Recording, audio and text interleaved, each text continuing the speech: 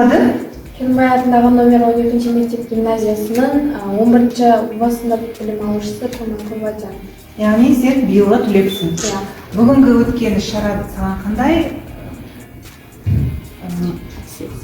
қандай әсер етті саған? Жалпы бүгінгі шығармашылық адамдарға арналған деп ойлаймын. Осы іс-шара жалпы Жүргенов атындағы өнер академиясының жалпы шығу тарихының өзі өте күшті, жаңағыдай әсер береді адамға деген, жаңағыдай бұрынғы тарихқа оралып көптеген мағлұматтар алдық, кеңестер алдық, жоғарғы оқу орнына деген түсуге бағыттарын білдік.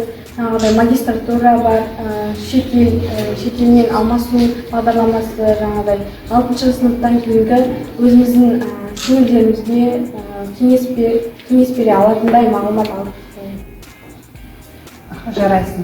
Сәттілік, бір гранттың иесі болып отыр.